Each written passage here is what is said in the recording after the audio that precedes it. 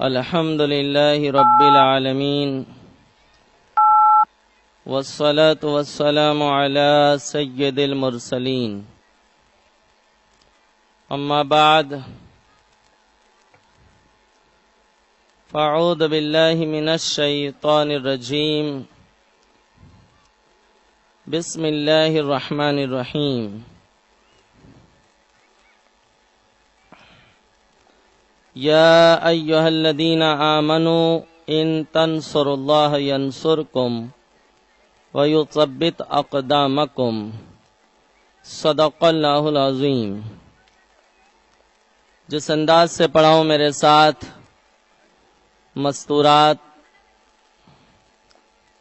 خواتین پست آواز میں پڑھیں اور شور شرابہ بالکل ترک کر دیں، اور یہاں سے جو دین کی دعوت، جو تعلیمات اسلامیہ، جو پیغام اسلامی آپ کو پیش کیا جا رہا ہے، دل و دماغ کی حاضری کے ساتھ اسے سماعت فرمائیں۔ الصلاۃ والسلام علیک یا رسول اللہ، الصلاۃ والسلام علیک یا حبیب اللہ، الصلاۃ والسلام علیک یا نبی اللہ، الصلاۃ والسلام علیک یا نور اللہ صلی اللہ تعالی علیہ وسلم۔ جس آیے کریمہ کی تلاوت کا شرف حاصل کیا اللہ عز و جل شانہ اپنے مقدس محبوب حضور رحمت عالم نور مجسم صلی اللہ تعالی علیہ وسلم کے صدقہ طفیل، اس کے سلسلے میں مجھے حق کہنے اور آپ تمامی حضرات کو حق سننے، اس پر عمل کرنے اور اسے زیادہ سے زیادہ عام کرنے کی توفیق عطا فرمائے۔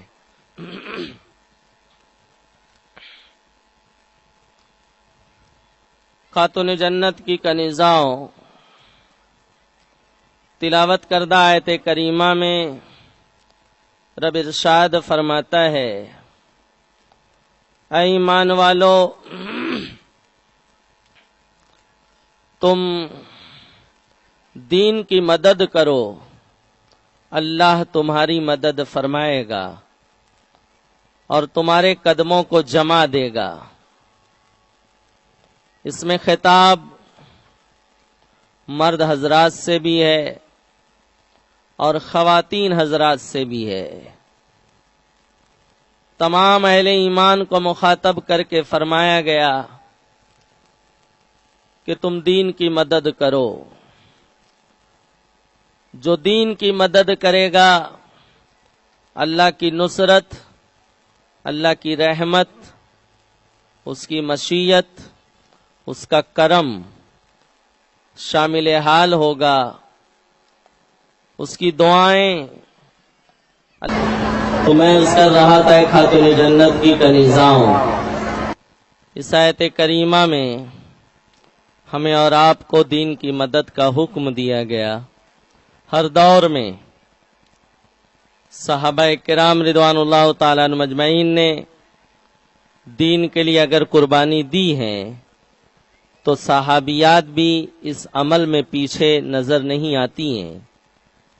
تابعین کرام نے، بزرگان دین نے، مجاہدین اسلام نے اگر دین کے لیے، فروغ دین کے لیے اپنی جان کا نذرانہ پیش کیا ہے تو مستورات بھی مردوں کے ساتھ ساتھ وہ بھی فروغ دین کے لیے، اسلام کی ترویج و اشاعت کے لیے قربانی کے مراحل کو وہ عبور کرتی نظر آتی ہیں۔ حضور رحمت عالم نور مجسم صلی اللہ تعالی وسلم کی سیرت پاک دیکھیں۔ اعلان نبوت کے بعد وہ مکے کے لوگ آقا علیہ السلام کی ذات طیبہ، اعلان نبوت سے پہلے جن کی آنکھوں کا تارا تھی، جب آقا علیہ السلام نے 40 سالہ عمر شریف میں اعلان نبوت فرمایا تو وہی لوگ حضور علیہ السلام کے جان کے دشمن بن گئے، یہاں تک کہ میرے آقا علیہ السلام کو ہراساں کیا گیا، خوف و ہراس میں مبتلا کیا گیا۔ لیکن ایسے عالم میں سیدہ خدیجۃ الکبریٰ سیدہ طاہرہ رضی اللہ تعالی عنہا نے اپنے مال سے اپنی جان سے دین کی اور اسلام کی مدد فرمائی۔ وہ وقت کے رئیس اعظم کی بیٹی تھیں، انہوں نے عرض کیا میرے سرکار یہ میرا مال اور میں یہ سب اسلام کے لیے ہے، آپ اسے اسلام کے لیے خرچ فرمائیں اور دین کی فکر فرمائیں۔ اسی طرح سے آپ دیکھیں اعلان نبوت کے 7ویں سال حضور علیہ السلام کا سوشل بائیکاٹ کیا گیا، آقا علیہ السلام کا قتل کا منصوبہ بنایا گیا۔ تو آقا علیہ السلام کا قتل کا منصوبہ بنایا گیا تو حضور السلام کے مشفق چچا ابو طالب نے شعب ابی طالب، 2 پہاڑ کی گھاٹی کے درمیان جو حصہ ہوتا ہے اسے شعب کہا جاتا ہے، تو ابو طالب کی وہ زمین تھی، اس میں لے کر وہ آپ کو منتقل ہو جاتے ہیں۔ اور یہ سوشل بائیکاٹ ہفتہ 2 ہفتہ نہیں، مہینہ 2 مہینہ نہیں، بلکہ 3 سال تک مسلسل جاری رہا، جس میں مرد بھی ہیں، جوان بھی ہیں، بوڑھے بھی ہیں، بیمار بھی ہیں، اور ساتھ ہی ساتھ مستورات بھی ہیں، عورتیں بھی ہیں۔ اللہ اکبر، اس میں سیدہ خدیجۃ الکبریٰ رضی اللہ تعالی عنہا بھی ہیں، اس میں دیگر صحابیات بھی ہیں، سب قربانی دے رہی ہیں، سب درد و کرب سے گزر رہی ہیں، سب رنج و غم برداشت کر رہی ہیں۔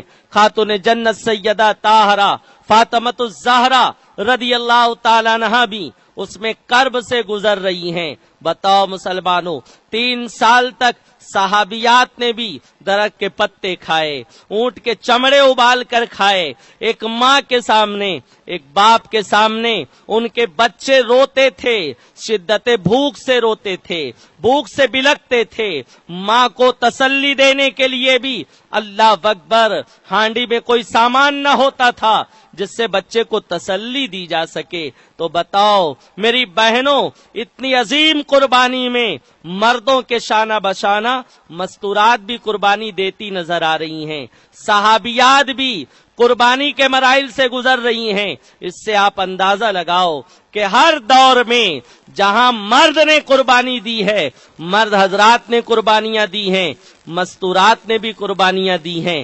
آپ دیکھیں آقا علیہ السلام کا سفر ہجرت، یہ کتنا دردناک سفر ہے۔ کسی بھی نبی کی ذات کا، کسی بھی نبی کی سیرت کا سب سے اہم باب اس کا سفر ہجرت ہوتا ہے۔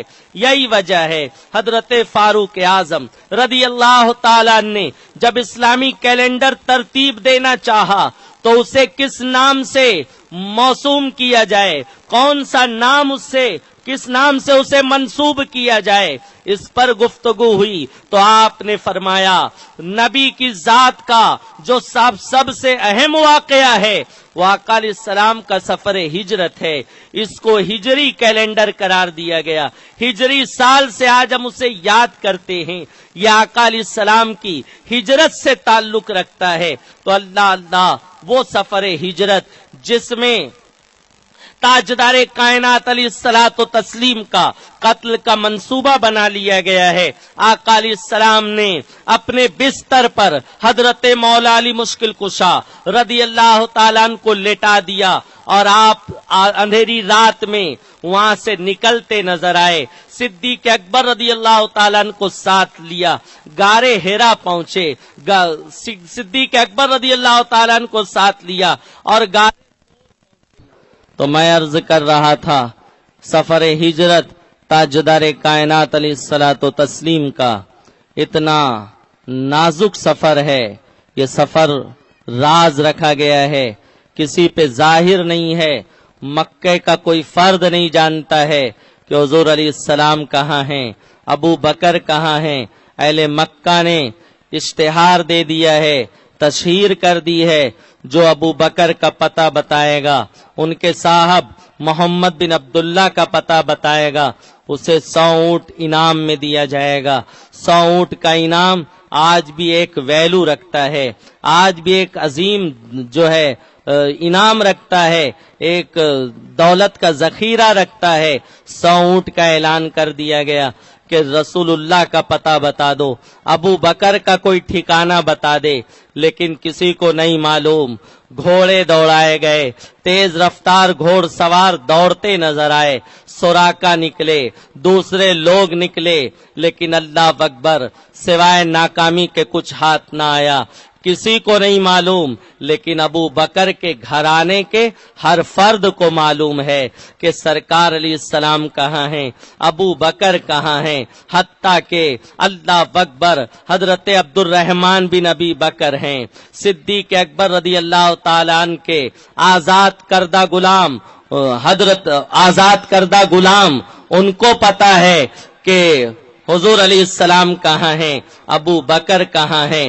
حضرت صدیق اکبر رضی اللہ تعالیٰ عنہ کی شہزادی اسما بنت ابی بکر جانتی ہیں، بلکہ وہ خدمت بھی کرتی نظر آتی ہیں، روزانہ غار ثور جاتی ہیں، تازہ دودھ دوہتی ہیں اور آقا علیہ السلام اور صدیق اکبر کی بارگاہ میں پیش کرتی ہیں۔ مکہ کے سارے حالات سے وہ اور ان کے صاحبزادے اور ان کے آزاد کردہ غلام یہ ان کو آگاہ کرتے ہیں۔ بتاؤ مسلمانوں، کیا اسما بنت ابی بکر نہیں جان رہی تھیں کہ اگر پتہ بتائیں گے تو 100 اونٹ کا انعام ملے گا؟ لیکن اللہ اکبر صدیق اکبر کی شہزادی، صدیق اکبر کے بیٹے، یہ تو چھوڑیے، ابو بکر کا غلام بھی عامر بن فہیرہ جن کا نام ہے، وہ بکنے کو تیار نہ ہوا۔ وہ گزرتے تھے، ان 100 اونٹ کا اعلان، 100 اونٹ کا اناؤنسمنٹ ان کے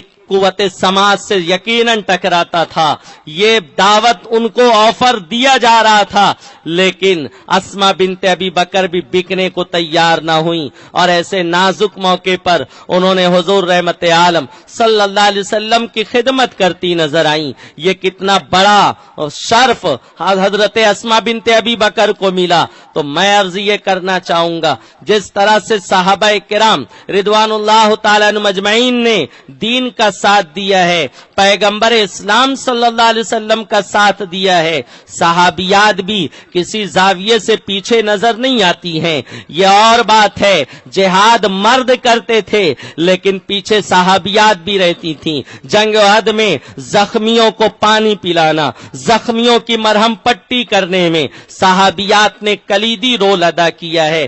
اللہ اکبر، جنگ احد میں حضرت ام عمارہ وہ جہاد میں شریک ہیں، لشکر میں موجود ہیں، زخمیوں کی مرہم پٹی کر رہی ہیں، کنویں سے پانی کھینچ کر مجاہدین اسلام کو کی خدمت میں پیش کر رہی ہیں۔ اتنے میں ان کے صاحبزادے جن کا نام روایتوں میں حضرت عبداللہ آیا، وہ زخمی ہو گئے اور وہ خیمے کی جانب دوڑ کر آ رہے تھے۔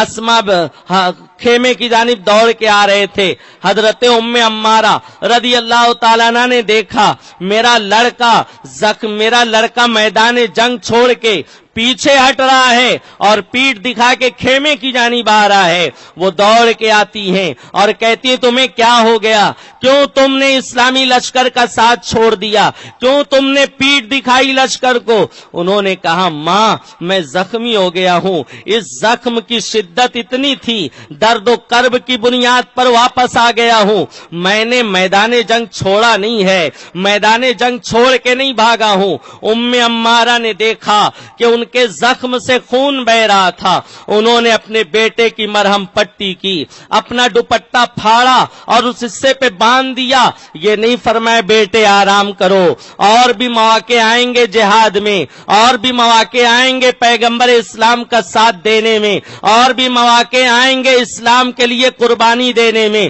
ابھی تم بہت زخمی ہو گئے ہو، بہت خون بہ گیا ہے، ابھی تم راحت حاصل کر لو، ابھی تم آرام حاصل کر لو۔ نہیں نہیں، اللہ اکبر، انہوں نے مرہم پٹی کی اور فرمایا بیٹے کھڑے ہو جاؤ، جاؤ اسلام کے لیے، اسلام اور پیغمبر اسلام پر اپنی جان کا نذرانہ پیش کر دو۔ اللہ اللہ، حضرت عبداللہ گئے اور لڑتے لڑتے انہوں نے جام شہادت نوش فرمایا۔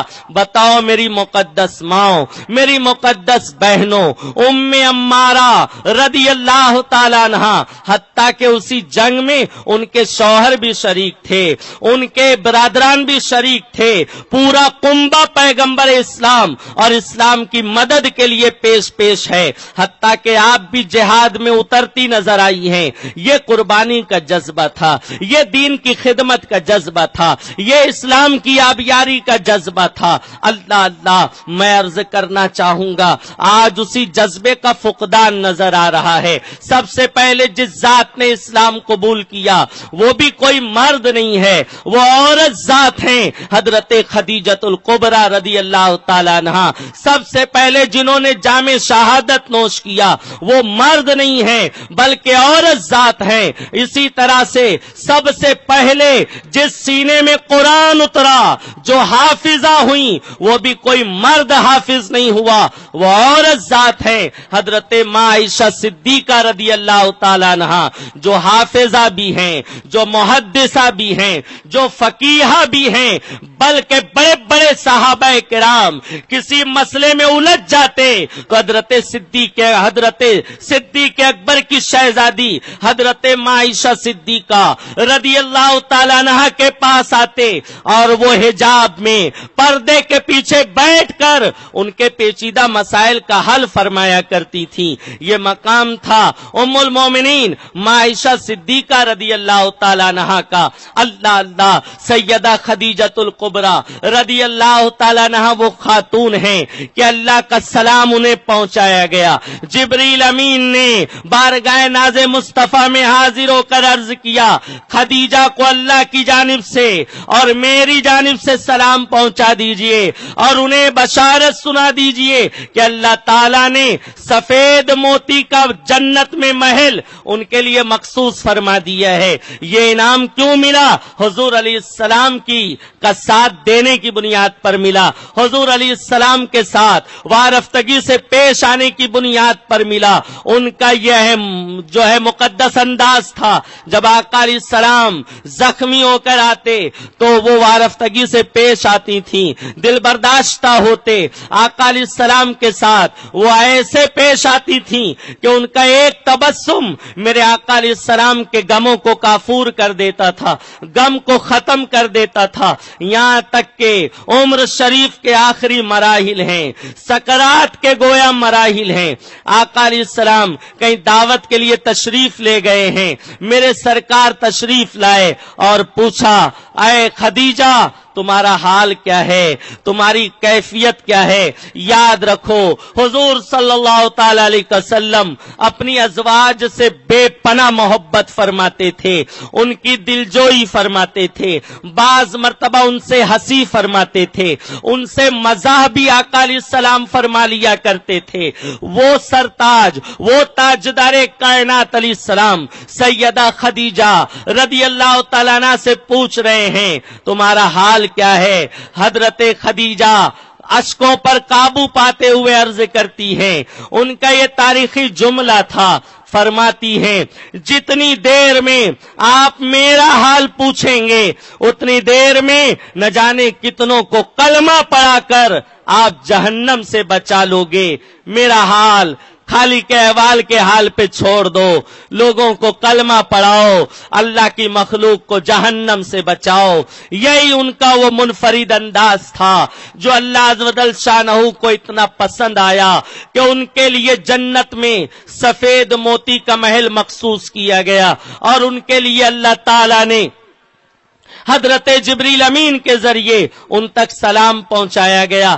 اللہ اللہ، سیدہ خدیجۃ الکبریٰ رضی اللہ تعالیٰ عنہ کے وصال کے بعد بھی میرے آقا علیہ السلام ازواج کے سامنے ان کا تذکرہ فرماتے تھے۔ ماں عائشہ صدیقہ فرماتی ہیں، اس طرح فرماتے تھے، اے عائشہ، میری خدیجہ کو اللہ نے جبریل کے ذریعے سلام بھیجا، میری خدیجہ کے لیے میرے رب نے جنت میں سفید موتی کا محل مخصوص فرمایا۔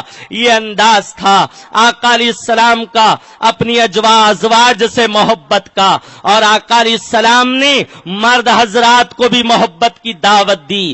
تم اپنی بیویوں کے ساتھ اس نے سلوک کرو، تم اپنی بیوی کے ساتھ احسن انداز میں پیش آؤ، ان کے ساتھ حسن سلوک سے پیش آؤ۔ میرے آقا فرماتے ہیں، اللہ اکبر، جو مرد اپنی بیوی کے ساتھ اچھے سے حسن سلوک سے پیش آئے گا اور اس کے ساتھ نرمی کا برتاؤ کرے گا، سرکار علیہ السلام نے ارشاد فرمایا وہ قیامت کے روز مجھ سے قریب ہوگا۔ ذرا اندازہ لگاؤ، ایک مرد اگر اپنی عورت کے ساتھ حسن سلوک کرتا ہے تو وہ قیامت کے روز رسول اعظم صلی اللہ علیہ وسلم کے قدموں سے قریب ہوگا۔ اب جو مرد چاہتا ہے رسول اللہ کا قرب نصیب ہو تو اسے چاہیے عورتوں کے ساتھ حسن سلوک سے پیش آئے، اپنی بیوی کے ساتھ اچھا برتاؤ کرے۔ میرے آقا علیہ السلام نے ارشاد فرمایا، تم میں بہتر مرد وہ ہے جو اپنی بیوی کے ساتھ حسن سلوک کرتا ہے۔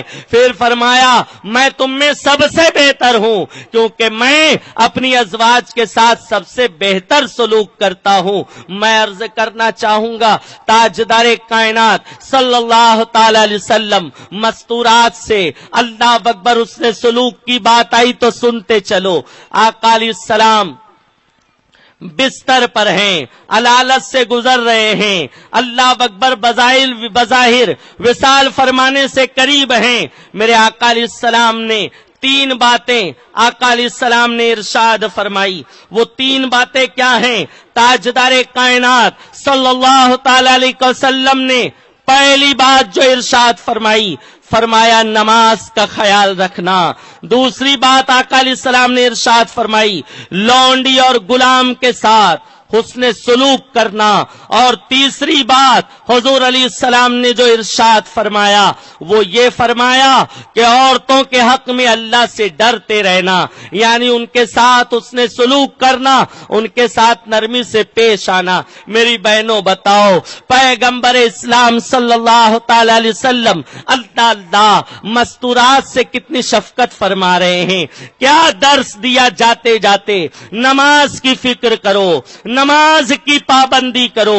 آج مردوں کا بھی حال عجیب ہو چکا، عورتوں کا حال بھی عجیب ہو چکا۔ فیس بک نہ چھوٹے، چیٹنگ نہ چھوٹے، ٹی وی کا سیریل نہ چھوٹے، شادی کا فنکشن نہ چھوٹے۔ نماز پہ نماز قضا ہو جائے گوارا ہے، نماز پہ نماز جو ہے قضا ہوتی رہے، کان پہ جوں تک نہیں رینگتی۔ ہم کتنے بڑے جرم کر رہے، ہم کتنا بڑا جرم کر رہے ہیں، ہم اللہ کے غضب کو دعوت دے رہے ہیں۔ جاتے جاتے جس رسول اعظم صلی اللہ تعالی علیہ وسلم نے ہمیں نماز کی فکر کی تلقین فرمائی، ارے اولاد کتنی بھی نافرمان ہو، اگر جاتے جاتے باپ کوئی آخری وصیت کر جائے تو لوگ کہتے نظر آتے ہیں، ارے ساری زندگی اپنے باپ کے حکم پر تو نہ مانا، اپنے باپ کے حکم پر عمل نہ کیا، جاتے جاتے میرے باپ نے، میری ماں نے یہ آخری وصیت کی ہے، کم سے کم اسے تو پورا کر کے ان کی روح کو خوش کر دوں، ان کو راضی کرتا نظر آؤں۔ اللہ اللہ، لیکن آج ہم پیغمبر اسلام صلی اللہ تعالی علیہ وسلم نے جو ہمیں وصیت فرمائی ہے، مرد بھی اسے کنارہ کشی اختیار کر رہا ہے، اسے ہم نے پسے پشت ڈال دیا ہے۔ نماز کی فکر نہیں، نماز کی جستجو نہیں، نماز قضا ہو جائے لائق کوئی احساس نہیں، نماز ضائع ہو رہی ہے، کان پہ جوں تک نہیں رینگتی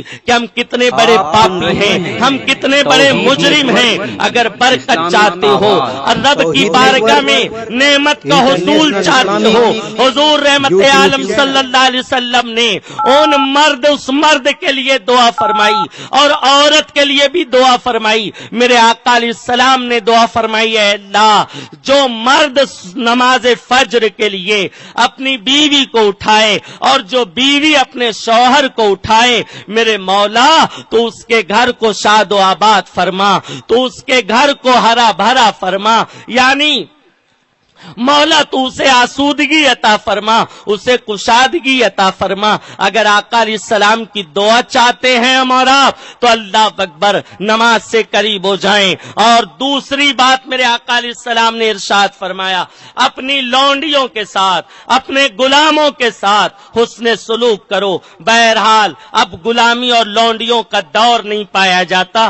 تیسری بات میرے آقا علیہ السلام نے فرمایا، مرد حضرات کو مخاطب کیا، فرمایا عورتوں کے حق میں اللہ سے ڈرتے رہو، ان کے ساتھ نرمی کا برتاؤ کرو، ان کے ساتھ حسن سلوک سے پیش آؤ۔ میری بہنوں، حضور علیہ السلام کو تمہاری کتنی فکر ہے، آقا علیہ السلام کو تمہاری کتنی جستجو ہے۔ آج کچھ دنیا کی ماد اللہ باطل طاقتیں تمہیں جھانسا دے کر اسلام سے منحرف کرنا چاہتی ہیں۔ وہ دعویٰ کر رہی ہیں کہ ہم تمہیں انصاف دیں گے۔ پیغمبر اسلام صلی اللہ علیہ وسلم نے تمہیں عزت دی ہے، پیغمبر اسلام صلی اللہ تعالی علیہ وسلم نے تمہیں جو وقار دیا ہے، اللہ کوئی وہ عزت، کوئی وہ وقار دے نہیں سکتا، بلکہ دنیا تمہیں ذلیل کرنا چاہتی ہے۔ جس طرح اسلام سے آنے سے پہلے تم تاریکی وادیوں میں بھٹک رہی تھی، پھر تمہیں وہیں لے جانا چاہتی ہے۔ اسلام سے قریب آؤ، پیغمبر اسلام سے قریب ہو جاؤ، ان صحابیات کی قربانی کو یاد کرو، ان مستورات کی قربانیوں کو یاد کرو، جنہوں نے اللہ خون جگر سے اسلام کو سینچا ہے، اسلام کی آبیاری فرمائی ہے۔ اللہ میرے پیارے آقا علیہ الصلوۃ و تسلیم کے پیارے دیوانوں، اللہ اکبر، تاجدار کائنات صلی اللہ تعالی علیہ وسلم اور آقا علیہ السلام کے صحابہ کرام، صحابیات نے کیسے کیسے درد برداشت کیے ہیں۔ اللہ اکبر، ابو جہل نے مکہ مکرمہ میں ایک خاتون جنہوں نے سب سے پہلے جام شہادت نوش کیا تھا، وہ نابینا ہو گئی تھیں، اور ابو جہل لعین نے انہیں یہ طعنہ دیا تھا کہ ہمارے دیوتاؤں نے، لات و عزا نے تجھے نابینا کر دیا ہے، تجھے اندھا کر دیا ہے، تیری بینائی کو سلب کر لیا ہے۔ اب بتاؤ میری بہنوں، ایک خاتون جو بینا ہیں، جنہیں آنکھ سے نظر آتا ہے، وہ ان کو کتنا آگ سے داغا گیا ہوگا، کتنا بھوکا پیاسا رکھا گیا ہوگا، جس کی بنیاد پہ وہ نابینا ہو گئی، جس کی بنیاد پر ان کی بینائی چھن گئی۔ کتنے درد و کرب انہوں نے جھیلے ہوں گے، کتنی انہیں سزائیں دی گئی ہوں گی، کتنی سختی سے انہیں گزارا گیا ہوگا۔ ابو جہل نے یہ طعنہ دیا تو اس مومنہ خاتون نے استقامت برائے جواب دیا تھا کہ تیرے دیوتا لات و عزا نہ کوئی نفع دے سکتے، نہ نقصان پہنچا سکتے ہیں۔ رہا میرا نابینا ہو جانا، یہ اللہ کی مرضی ہے، یہ اللہ کے حکم سے ہے، اور میرا رب چاہے تو میری بینائی کو لوٹا دے، میرا رب چاہے تو میری بینائی کو واپس فرما دے۔ دوسرے دن صبح ہوئی تو اللہ اکبر، انہیں سب کچھ نظر آنے لگا تھا، ان کی بینائی واپس آ گئی تھی۔ ابو جہل نے کہا ماد اللہ محمد صلی اللہ تعالی وسلم، اس نے کہا یہ ان کے جادو کا اثر ہے، جس نے تمہاری بینائی جنہوں نے اپنے جادو سے لوٹا دی ہے، وہ آقا علیہ السلام کے معجزے کو جادو سے جو ہے جادو قرار دیتے تھے، اور یہ ان کا اندھا تعصب تھا۔ بتاؤ مسلمانوں، اتنی قربانیوں کے بعد یہ دین ہم تک پہنچا ہے۔ آج ہم اور آپ کیا کر رہے ہیں؟ آج ہماری بہنیں کیا کر رہی ہیں؟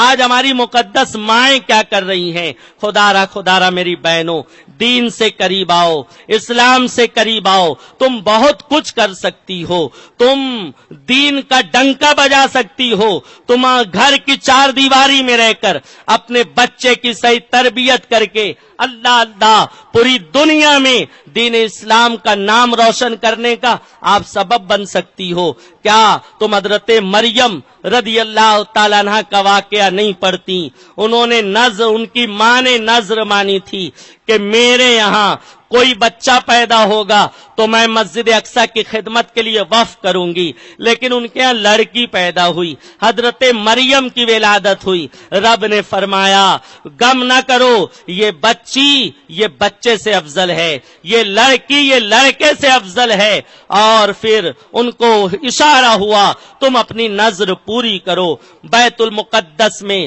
ان کو انہوں نے چھوڑ دیا۔ محراب مریم اللہ اکبر مشہور ہے، قرآن کی سورہ مریم میں اس کا ذکر بھی ہے، وہ وہاں موجود ہیں۔ وہاں بغیر موسم کے انہیں تازہ پھل ملتے، وہاں ان کے شب و روز گزرتے۔ حضرت زکریا علیہ السلام وہاں پہنچے، بغیر موسم کا پھل انہوں نے دیکھا تو رب سے انہوں نے حضرت مریم سے جو استفسار فرمایا، آپ نے عرض کیا اللہ تعالی کی جانب سے یہ بغیر موسم کے پھل رب کی جانب سے عطا ہوتے ہیں، کیونکہ اب تک انہیں اولاد نہیں تھی۔ انہوں نے عرض کیا میرے مولا، جو رب بغیر موسم کے پھل دینے پہ قدرت رکھتا ہے، وہ چاہے تو مجھ جیسے بوڑھے کو اولاد دینے پر بھی قدرت رکھتا ہے۔ پھر انہوں نے وہیں دعا کی اور ان کے یہاں حضرت یحییٰ علیہ السلام کی ولادت ہوئی۔ اللہ اکبر۔ اس کے بعد حضرت مریم عورت ذات تھی، وہ تو مسجد اقصی میں ان کا قیام تھا، وہیں ان کے شب و روز گزرے، لیکن انہی کی بطن پاک سے اللہ تعالی نے بغیر باپ کے ذریعے حضرت عیسیٰ روح اللہ کو پیدا فرمایا۔ ماں حضرت مریم تو مسجد اقصی میں ہی رہیں، لیکن اللہ ان کے بیٹے کو رب نے نبوت سے سرفراز فرمایا اور حضرت عیسیٰ علیہ السلام کو اپنے انبیاء کرام علیہ السلام میں بلکہ ان پر کتاب نازل فرمائی اور ان کا ڈنکا پوری دنیا میں بجتا نظر آیا۔ یہ مقام ملا ایک پردہ نشین خاتون کے بطن سے۔ اللہ تعالی نے حضرت عیسیٰ علیہ السلام کی جو ہے ولادت فرمائی۔ تو بتانا یہ ہے کہ اللہ تم گھر کی چار دیواری میں رہو گی، لیکن نیت اچھی ہے، مقصد اچھا ہے، نیت میں تقدس پایا جاتا ہے، طہارت پائی جاتی ہے، تو تمہاری بطن سے ایسی کلیاں کھلیں گی جن کی خوشبو پوری دنیا میں پھیلتی نظر آئیں گی اور وہ اسلام کا ڈنکا بجاتی نظر آئیں گی۔ سلطان صلاح الدین ایوبی کو وہ آسمان سے نازل نہیں ہوئے تھے، کسی ماں کی بطن سے ان کی ولادت ہوئی تھی۔ خالد بن ولید کسی آسمان سے اترنے والی شخصیت کا نام نہیں ہے، کسی ماں نے انہیں پیدا فرمایا تھا۔ شیخ عبد القادر جیلانی وہ آسمان سے نازل نہیں ہوئے تھے، کسی عورت ذات نے انہیں جنم دیا تھا۔ سرکار خواجہ غریب نواز، قطب الدین بختیار کاکی، بابا فرید الدین گنج شکر، اسی طرح سے سرکار خواجہ بندہ نواز کے سودراز رضوان اللہ تعالیٰ عنہ مجمعین، یہ کسی آسمان سے اترنے والی ہستیوں کا نام نہیں ہے، بلکہ انہوں نے کسی ماں کے بطن پاک سے جنم لیا تھا۔ ماں میں تقوی پایا جائے، پرہیزگاری پائی جائے، دینداری پائی جائے اور گناہوں سے اجتناب پایا جائے تو اس کا اثر آنے والی نسلوں پر ہوتا ہے، اس کا اثر اولاد پر ہوتا ہے۔ اس لیے میری بہنوں، میری مقدس ماں، میں تم سے عرض کرتا ہوں اسلام کی خدمت کرو، جہاں بھی رہو، گھر کی چار دیواری میں رہ کر اپنے بچوں کی صحیح تربیت کرو۔ ایک ماں ایک باپ اپنی اولاد کو جو سب سے بہتر تعلیم دے سکتے ہیں وہ ہے ادب کی تعلیم، وہ سب سے بہتر تعلیم ہے۔ میرے آقا علیہ السلام نے اس پر اتنا زور دیا کہ سرکار علیہ السلام نے فرمایا قیامت کے روز وہ باپ سب سے بڑا پاپی ہوگا جو اس حالت میں مرا کہ جب اسے موت آئی تو اس کی اولاد جاہل رہی ہو، جہالت کی تاریکی میں بھٹک رہی ہو۔ اس لیے میری ماؤں دین سے قریب ہو جاؤ۔ اس عظیم الشان سنی اجتماع میں آپ کو مدعو کرنے کا مقصد یہ ہے کہ اچھے ماحول کی برکت حاصل کرو، اپنے بچوں کی، اپنے بچیوں کی صحیح تربیت کرو، انہیں سلف صالحین کی دردناک داستان سناؤ، قربانی کے واقعات سناؤ، تاکہ ان کے اندر بھی دین متین کی خدمت کا جذبہ پیدا ہو سکے۔ اللہ تعالی علم و عمل کی توفیق رفیق عطا فرمائے، محبت رسول میں زندہ رکھے، محبت رسول میں خاتمہ بالخیر فرمائے، اور ہماری بہنوں کو ازواج مطہرات اور اسلام کی مقدس قابل قدر خواتین کے نقش قدم پہ چل کر اپنے شب و روز گزارنے کی توفیق عطا فرمائے۔ دوران بیان کوئی خطا ہوئی ہو تو اللہ عز و جل شانہ میری خطا کو معاف فرمائے۔ وما علینا الا البلاغ۔